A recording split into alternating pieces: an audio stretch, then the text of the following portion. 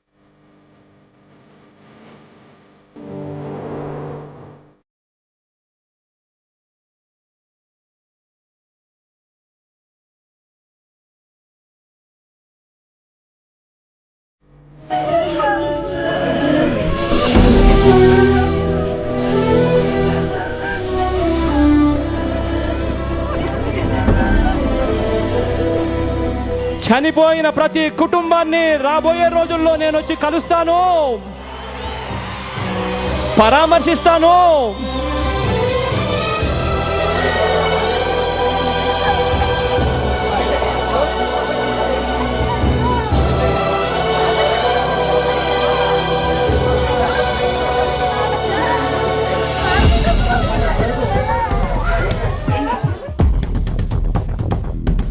ఉమ్మడి ఆంధ్రప్రదేశ్ రాష్ట్రంలో చాలామంది పేదల జీవితాల్లో చీకటి రోజు సెప్టెంబర్ 2, 2009. ఎందుకంటే దురదృష్టస్తారు ఆ రోజుల్లో రాజశేఖర రెడ్డి గారు ఆకస్మిక మరణం ఎంతోమందిని షాక్కు గురి చేసింది. అందులో ముఖ్యంగా ఆయన కుటుంబ సభ్యులకైతే చాలా షాక్ ఉంది. అదే చీకటి రోజు. కానీ అటువంటి పరిస్థితి నుంచి తేరుకొని, ఎందుకంటే ఆయన ఆకస్మిక మరణం జరిగిన రోజు దాదాపు 600-700 మంది పేద ప్రజలు, మరీ ముఖ్యంగా రైతులు, పేద ప్రజలు గుండెలా ఆగి చనిపోయిన పరిస్థితులు ఉన్నాయి. అవి చూసినాక జగన్మోహన్ రెడ్డి గారు ఇంతమంది పేదల ప్రజల్లో గూడు కట్టుకొని నాన్నగారు ఉన్నారు, మనం వీళ్ళ కోసం ఏదో ఒకటి చేయాలి అని ఆ రోజు పౌరాల గుట్టలో ఆయన నిర్ణయం ప్రకటించడం జరిగింది. నవ్వే ప్రతి చిరునవ్వులో మన ప్రియతమ నాయకుడు రాజశేఖర రెడ్డి గారు ఉంటారు. ఆ చిరునవ్వులో నేను కూడా భాగమైతా. అందరము కలిసికట్టుగా మన ప్రియతమ నాయకుడు రాజశేఖర రెడ్డి గారి ఆశయాలను సాధిద్దాం. జై రాజశేఖర రెడ్డి గారు, జై వైఎస్ఆర్.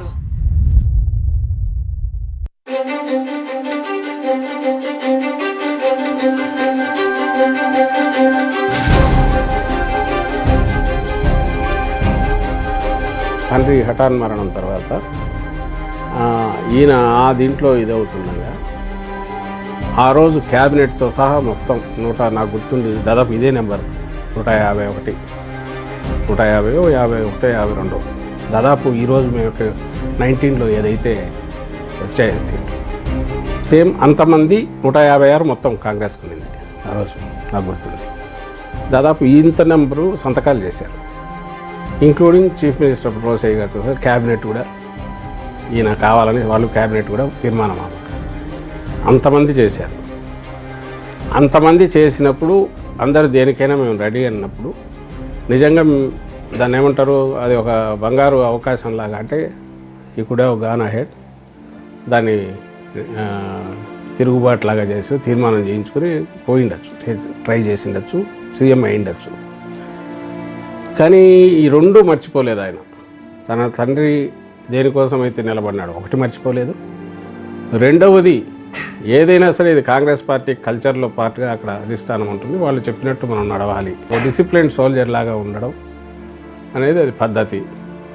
దాని నుంచి అంతే తప్ప మనకు ఏదో అవకాశం వచ్చింది కదా ఏదో చేసుకుందాం అనేది ఆయన లక్షణం కాదనేది ఆ రోజే ప్రూవ్ అయింది. అప్పటికి నిజానికి ఆ ఏజ్లో ఇడెంట్ ఈవెన్ అటెంప్ట్ కూడా చేయలేదు, చాలా క్యాజువల్గానే తనే ప్రపోజ్ చేసాయి రోసయ్య గారి. అందరికి తెలుసు, హిస్టరీ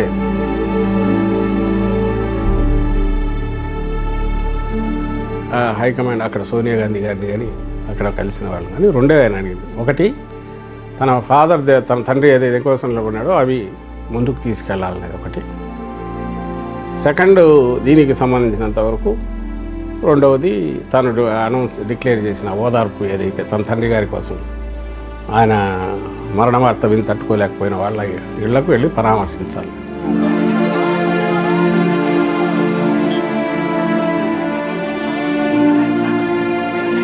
ఓదార్పు యాత్రకు ఉన్న సెంటిమెంట్ను ఎమోషనల్ కనెక్ట్, నాకున్న ఎమోషనల్ కనెక్ట్ని అర్థం చేసుకోలేదు. అసలు ఓదార్పు పర్మిషన్ తీసుకోవాలంటే ఒక ఆశ్చర్యం, వాళ్ళని పరామర్శించడానికి ఇంకొకరు పర్మిషన్ కావాలనేది నాకు అన్నిటికన్నా బిగ్గెస్ట్ ఆశ్చర్యం. ఇంకా నాకైతే అసలు కాంగ్రెస్ పార్టీ కల్చరే తెలియదు. దానికి మనకు ఎమోషనల్లీ మనం మాట చెప్పాము, నాయన చనిపోయిన ప్రదేశంలో మాట చెప్పినాము, ఆ మాట నిలబెట్టుకోకపోతే ఎలా అనేది మనసును కదిలిస్తూ ఉండేది.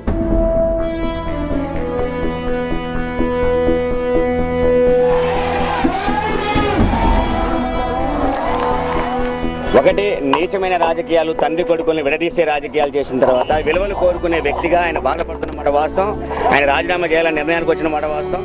అదే సందర్భంలో మేమందరం కూడా బాధపడతా ఉన్నాం.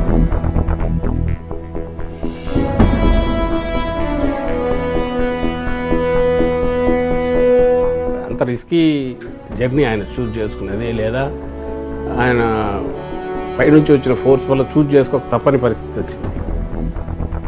దాంట్లో ఎట్లా నడవగలిగారు అంటే ఆ కాన్ఫిడెన్స్ ఆయన నుంచి వచ్చింది. అంటే it was so natural.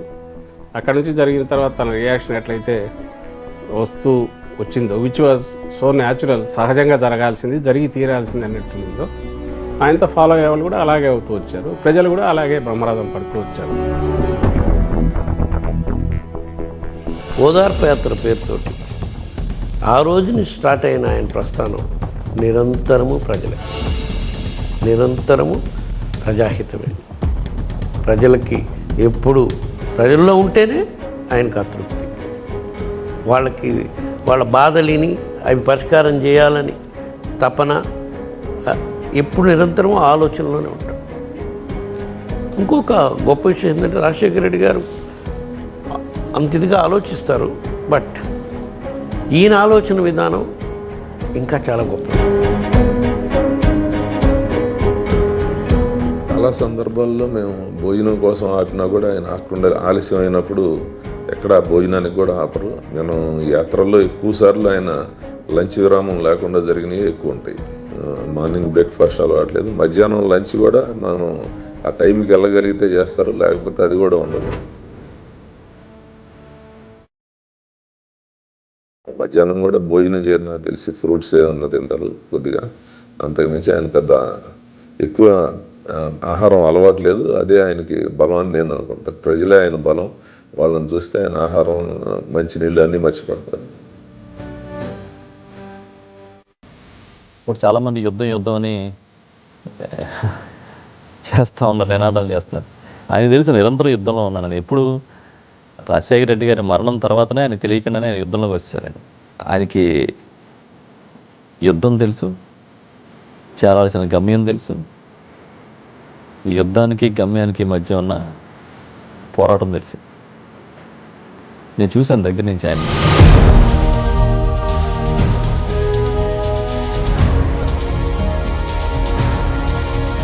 Congress party ఏదైతే ఈ రాష్ట్రంలో అధికారంలో రావడానికి కానీ, కేంద్రంలో అధికారంలోకి రావడానికి కానీ రాజశేఖర రెడ్డి గారి ప్రధానమైనటువంటి కారకులైతే, అటువంటి రాజశేఖర రెడ్డి గారి కుటుంబాన్ని ఎన్ని రకాలుగా చిత్రహింసలకు గురి చేయాలో సీఎం గారిని, జగన్మోహన్ రెడ్డి గారిని ఆవేళ కేసులు పెట్టి ఈడీ, ఐటీ రకరకాలుగా ఆయన ఎన్ని రకాలుగా హెరాస్ చేయాలో అన్నీ చేశారు.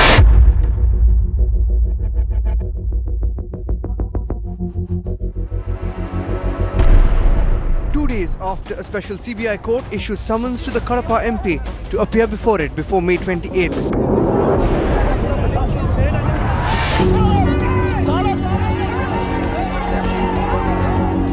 జగన్మోహన్ రెడ్డి ఈ కేసులో న్యాయం జరిగేంత వరకు ఇంట్లోకి వెళ్ళేది లేదు అని చాలా స్పష్టంగా చెప్తున్నారు. జగన్ బెయిల్ ఉత్కంఠకు తెరపడింది. సుదీర్ఘ విచారణ తర్వాత జగన్ కు బెయిల్ మంజూరు చేసింది Nampally court. Principal special judge for CBI cases Jaganmohan Reddy గారికి బెయిల్ గ్రాంట్ చేసిందండి. While granting bail CBI court conditions impose చేసింది. దేవుని దయ వల్ల, రాజశేఖర రెడ్డి గారి ఆశీస్సుల వల్ల రేపు ఈ పార్టీకి జగన్ బాబు వస్తాడు. మరి మనకు నిజంగా రేపు ఈ రోజే పండుగ రోజు, రేపు ఇంకా పెద్ద పండుగ రోజు అవుతుంది.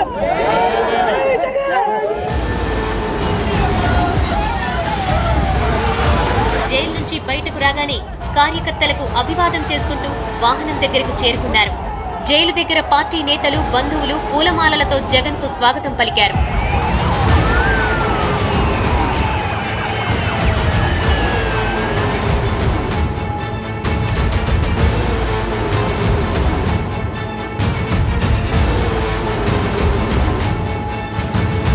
నా మీద కేసులు వేయడం దగ్గర నుంచి ప్రభుత్వాన్ని తెలుగు కాంగ్రెస్గా నడపడం వరకు అన్నీ చేసినారు. చేయడమే కాకుండా 3 నెలల్లో రావాల్సిన బెయిల్ను 16 నెలల పాటు ఒక వ్యక్తి దోషం రుజువు కాకుండా ఒక వ్యక్తిని 16 నెలలు జైల్లో పెట్టినప్పుడు ఆ పడిన బాధ ఆ వ్యక్తికి మాత్రం తెలుస్తుంది.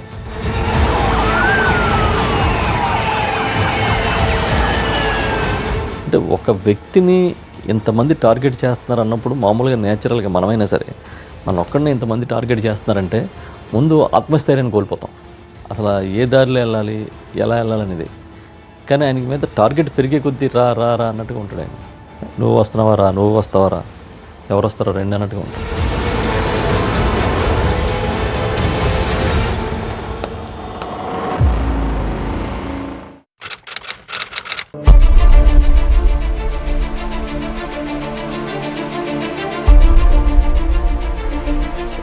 ఓదార్పు యాత్ర ఉప ఎన్నికలు జరిగినాయి. అప్పుడు ఆ టైంలో రాయదుర్గం నుంచి మేము రాయదుర్గం వెళ్తున్నాం. నైట్ 10:30 అప్పుడు జోరు వర్షం పడుతుంది. ఒక ఇద్దరు పాపం ముసలాళ్ళు వృద్ధులు ఇద్దరు నుంచొని ఉన్నారు రోడ్డు పక్కన ఆ వర్షంలో. అది ఆయన గమనించారు. ఆ గొడుగు వేసుకొని ఉన్నారు, కానీ ఇద్దరుకి ఆ గొడుగు సరిపోదా. నేను కొద్దిగా స్పీడ్గా పోనిమ్మని డ్రైవర్ని అడుగుతా ఉన్నా.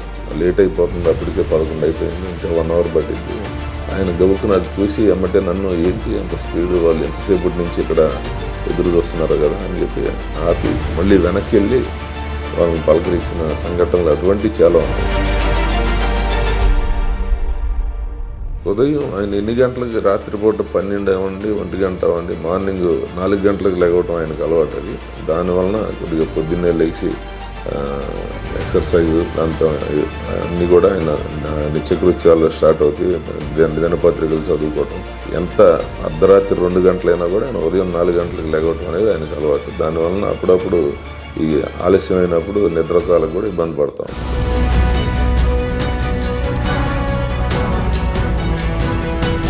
డాక్టర్లు, ఇంజనీర్లు కావాలా, అప్పుడే మన బతుకులు మారుతాయి.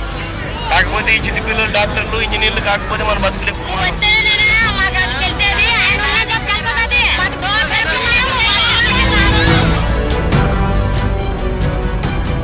ఇంటరాక్షన్ విత్ పబ్లిక్ అనే దాంట్లో ఆయన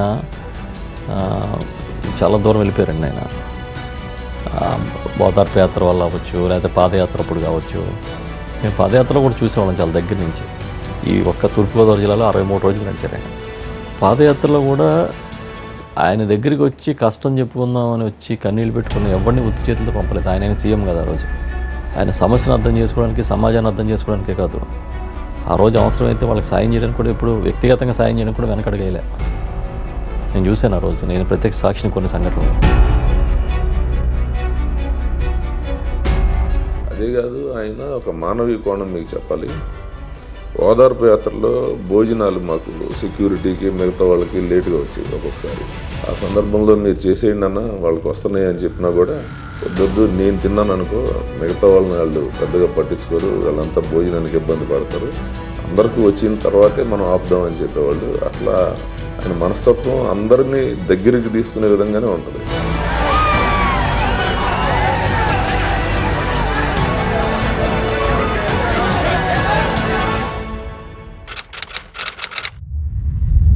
బలాబలాలు మారిపోయాయి. ఎగ్జిట్ ఎగ్జిట్ పోల్స్ ఆవిరయ్యాయి. మొట్టమొదట నేను పార్టీ నుంచి బయటికి అడుగు వేసినప్పుడు నేను మా అమ్మ ఇద్దరమే ఉన్నాం. ఒక ఎంపీ, ఒక ఎమ్మెల్యే. దాని తర్వాత ఉప ఎన్నికలు జరిగాయి. దాని తర్వాత మళ్ళీ ఉప ఎన్నికల్లో మా బలం 2 ఎంపీలకు 20 మంది ఎమ్మెల్యేలకు తీసుకుపోగలిగింది. ఇవాళ మళ్ళీ ప్రజల విశ్వాసం, నమ్మకంతో ఇవాళ 70 ఎమ్మెల్యేలకు 10 మంది ఎంపీ స్థానాల్లో మేము ఇవాళ నిలబడి ఉన్నాం. So what different does it make? Will still fight. Ultimately I believe in God, I believe in destiny. Ultimately God will lead us. అపోజిషన్లో ఉన్నాం. 67 సీట్స్ వచ్చాయి. అది పెద్ద జోల్ట్. ఎందుకంటే పార్టీ పెట్టాక నేరుగా అధికారంలోకి వస్తామనుకున్నాం. ఒక రకంగా పెద్ద జోల్టే. తప్పుడు కేసులు పెట్టి విపరీతంగా 16 నెలలు జైల్లో పెట్టారు.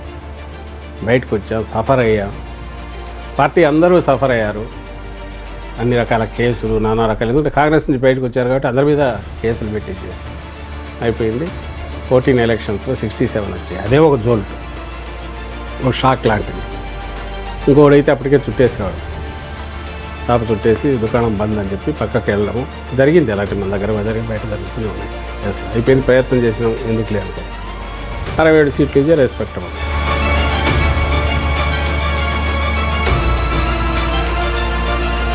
దాని తర్వాత ఇంకో బిగ్గర్ ఇది వచ్చి చంద్రబాబు నాయుడు గారు ఇట్లా కాదు, వీళ్ళని లాగేసి ఆ ఉన్నది కూడా కొడితే ఇంకా మనిషి పూర్తి డిమోరలైజ్ అయిపోతారని 23 మందిని లాక్కెళ్ళారు మా ఎమ్మెల్యేలు. ఇంకా అది ఇంకా తట్టుకోలేరు ఎవరు. అంటే అన్ని రకాలుగా కూడా సైకలాజికల్ బాగా అలసిపోయి ఉన్నారు. మళ్ళీ టీడీపీ గవర్నమెంట్ వచ్చాక హెరాస్మెంట్ విపరీతంగా పెరిగే కేసులు, నానా రకాలు ఏదైనా దాంట్లో ఇది ఒకటి. అంటే బాగా బరువు ఉంటే పైనుంచి ఒకటి ఇంకో రాయబడేది. దాన్ని తట్టుకోవడం అనేది అసలు ఎవరి వల్ల కాదు, అవసరం కూడా లేదనిపిస్తుంది. ప్రయత్నం చేసినాం అనుకోవాలి, కానీ తను చిన్నపాటి ఇది కూడా కాలేదు. పైగా ఎవరైనా వెళ్ళి ఇట్లా వెళ్తున్నారంటే చెప్పి చూడండి, కన్విన్స్ చేయండి. కాదుకూడదంటే మనం ఏం చేయగలిగింది. ఆయనతో పోటీ పడి ఆయన ఒకరి మీద తల మీద ఇంత పెట్టి కోర్టు ఇస్తుంటే అదే పరిష్కారం అయితే మనమైతే చేయలేము. కాబట్టి కన్విన్స్ చేయండి, కాదు వస్తుంది, మన కాలం వస్తుంది, వెయిట్ చేయండి, కొంచెం కష్టపడి నేను ఉన్నా అని చెప్పండి. కానీ పక్షంలో లెట్ దెమ్ గో. వాళ్ళు పోతూ మన మీద ఇంత బండలు అయిపోతే చాలు, అతను పోయి. అందువల్ల ఎవరి మీద ఆయన కోపం పెట్టుకోలేదు, వెళ్ళేవాళ్ళు. ఇలాంటి స్థితప్రజ్ఞత అనేది ఒక స్థాయికి బిహేవ్ అది అనేది చాలా అరుదుగా కనిపిస్తుంది. తట్టుకోగలిగారు అదే దానికి సంబంధించి.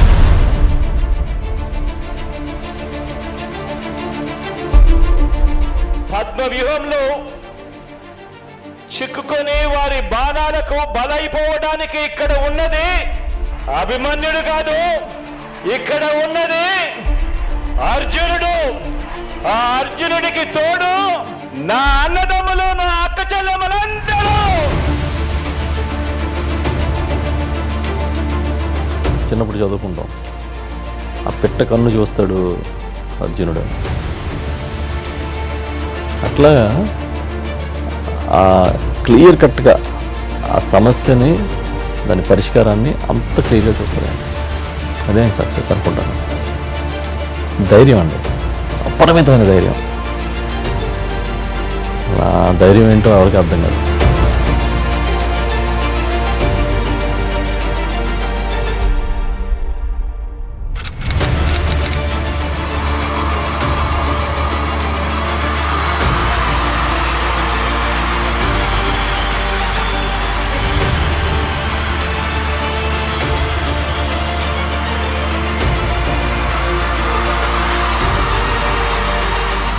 ప్రజలు కనపడితే వాళ్ళ చిరునవ్వు చూసిన వెంటనే ఆయన కూడా స్పందించి వాళ్ళకి దగ్గరగా వెళ్ళడం, అంతా కూడా ఆయనకి నిజంగా జగన్మోహన్ రెడ్డి గారికి ఇంతమంది ప్రజలు వస్తున్నారంటే నేను భారతదేశ చరిత్రలోనే ఏ రాజకీయ నాయకుడికి ఇంత ఫాలోయింగ్ ఉండదని నేను అనుకుంటున్నా, దగ్గర నుంచి చూసిన వ్యక్తిగా. ఎందుకంటే మేము జనాన్ని ఎక్కడ పోగు చేయము. జగన్ గారు వస్తున్నారు అంటే ఒక 10 నిమిషాల్లో నేను రూట్ డైవర్ట్ చేసి తొందరగా వెళ్ళిపోదామని ఓదార్పులో రూట్ డైవర్ట్ చేసి వెళ్ళిన రోజుల్లో కూడా ఆ రోడ్డు అంతా కూడా జనం వచ్చింది. ఆశ్చర్యంగా ఉండేది, ఇంత స్పీడ్గా ఎలా జనానికి తెలుస్తుంది ఎట్లా రోడ్డు మీదకి వస్తున్నారని చెప్పి. ఒక కిలోమీటర్ ప్రయాణం చేయాలంటే ఒక ఊరు మాకు గంట పట్టిన సందర్భాలు కూడా ఉన్నాయి. అంతమంది ప్రజలు ఇప్పటికి కూడా అదే ఆదరణ ఉంది. అది గొప్పతనం మేము చూసింది.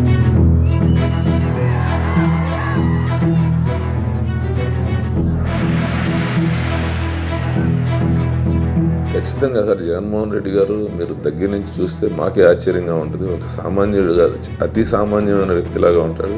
ప్రజల్లో కలిసిపోవడం కానీ మీరు ఒక్కొక్కసారి ఆ యాత్రల్లో, ఓదార్పు యాత్రలో చూసేవాడిని నేను. కొంతమందిని మీరు ముట్టుకోవడానికే భయపడతారు. అటువంటి వాళ్ళను కూడా, కుష్ఠవ్యాధి అటు ఉన్న వాళ్ళని కూడా దగ్గరికి తీసుకొని 2 చేతులతో వాళ్ళకి నుదుటి మీద ముద్దు పెట్టడం అవి చూసి చాలా ఆశ్చర్యం కలిగేది.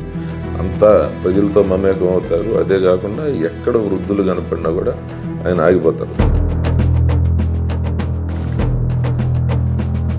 ఆయన ఎక్కువ మందిని ఏ రోజు కలవగలిగితే ఆ రోజు సంతోషంగా ఉంటాడు. వికలాంగులు, మన వృద్ధులు వీళ్ళంతా కూడా ఉంటారు. అంగవైకల్యం ఉన్నవాళ్ళు, వాళ్ళందరినీ కలిసిన రోజు ఆయన వాళ్ళకి ఏదన్నా మనం చేయగలం, చేసిన రోజు ఆయన ఎక్కువ తృప్తి పొందుతారు. ఆ భోజనం ఆహారాల కంటే కూడా వాళ్ళకి ఎక్కువ మందికి మనం ఉపయోగపడగలిగామనే తృప్తే ఎక్కువ తృప్తినిస్తుందని మా అందరి భావన.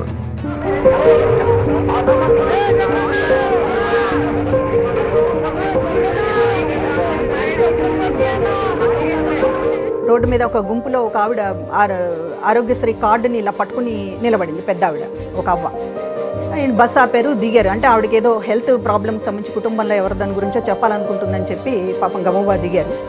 దిగిన తర్వాత బస్సు ఎక్కుతూ నాతోనే అన్నారు, ఆవిడ పాపం కార్డులో కాగితాలు ఏమీ లేవు, ఉట్టిగా ఫైల్ అలా పట్టుకుని నిలబడింది పాపం అని అనుకుంటూ వచ్చారనమాట. అంటే ఆవిడ బహుశా జగన్ గారిని కలవాలనే ఉద్దేశంతో అది పట్టుకుని ఉంటారు. అంటే సమస్య వినాలి అని ఆయన దిగిన తర్వాత అక్కడ కూడా మళ్ళీ సానుభూతి, ఆవిడ ఉట్టి ఫైలే అది, అందులో ఏమీ లేవు, పేపర్స్ ఏమీ లేవు పాపం అనుకుంటూ బస్సు మళ్ళీ తిరిగి ఎక్కారనమాట. అసలు పేద ప్రజల విషయంలో ఆయనకి చిరాకు కానీ, నేను నిజంగా ఎంత విసుక్కునే పరిస్థితుల్లో కూడా కొంతమంది వస్తూ ఉంటారు, చాలా అసలు మామూలుగా కూడా ఎవరు పలకరించరు. కొంతమందిని శరీరంలో చాలా రకాల అన్నటువంటి వ్యాధులకు సంబంధించినటువంటి వాళ్ళు కానీ, లేకపోతే ఇంకా చాలా దుర్భరంగా ఉంటుంది, స్మెల్ కావచ్చు కొన్నిసార్లు. అస్సలు ఆయన మరి ఆయన అట్లాంటి వాళ్ళకి మనం భరోసా ఉండాలి అనేటటువంటిది, వాళ్ళకి తోడుగా మేము ఉన్నాము అని చెప్పాలి అనేటటువంటి ఆయన ప్రయత్నం ప్రతిసారి చేస్తారు. మీరు ఒంటరి కాదు, మీరు బాధపడొద్దు, భయపడొద్దు అనేటటువంటి నమ్మకాన్ని, ఒక టచ్ అనమాట, స్పర్శతో చాలా ఇస్తారు ఆయన. ప్రభుత్వం తరపున చేయాల్సింది చేస్తారు. దానికంటే కూడా అవ్వాతాతలకి ప్రేమపూర్వక స్పర్శ అవసరము అనేటటువంటిది జగన్మోహన్ రెడ్డి గారు నమ్మేటటువంటి సూత్రం. వాళ్ళని జస్ట్ టచ్ చేస్తారు, అలా బొగ్గలు నిమురుతారు.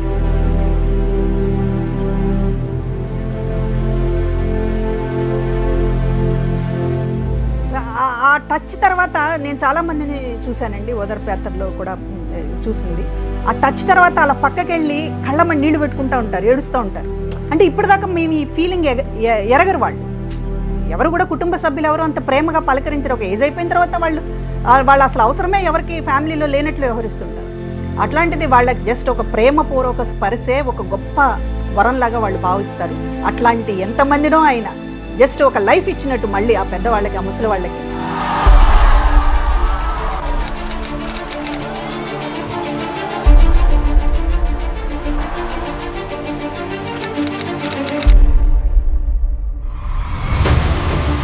ఏకంగా 151 అసెంబ్లీ సీట్లను వైసీపీ ఖాతాలో వేసుకుంది కాబట్టి ముఖ్యమంత్రి తనయుడు మళ్ళీ ముఖ్యమంత్రి కావడం, ఉమ్మడి రాష్ట్రంలో కావచ్చు, ఇప్పుడు కావచ్చు, అసలు ఇది తొలిసారి అని చెప్తున్నారు.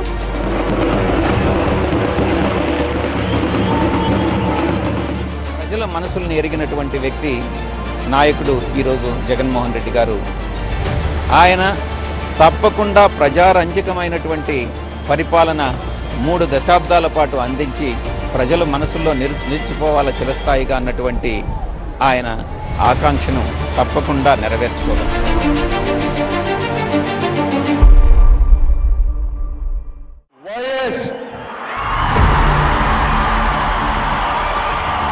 జగన్మోహన్ రెడ్డి అనే నేను శాసనం ద్వారా నిర్మితమైన భారత రాజ్యాంగం పట్ల నిజమైన విశ్వాసం, విధేయత చూపుతానని ఆంధ్రప్రదేశ్ రాష్ట్ర ముఖ్యమంత్రిగా దైవ సాక్షిగా ప్రమాణం చేస్తున్నాను. మరి మా వ్యూహం ఏంటంటే ఏం తెలియదు, ఒకటే ప్రజల్లో ఉండడం, ప్రజలకు మంచి చేయడం. మళ్ళీ ఇప్పుడు ఆయన అడుగుతున్నట్టే నేను మంచి చేశానంటూ ఒకటేమో ఆయన దేవుడిని నమ్ముతారు, ప్రజలు నమ్ముతారు ఒకటే. అలాగే కార్యకర్తలను, పార్టీని కూడా అభిమానిస్తాడు, నమ్ముతాడు. వీళ్ళంతా నాతో ఉన్నారని వాళ్ళు దారిపోతే పోతుంటారు, జర్నీ నడుస్తూనే ఉంటుంది.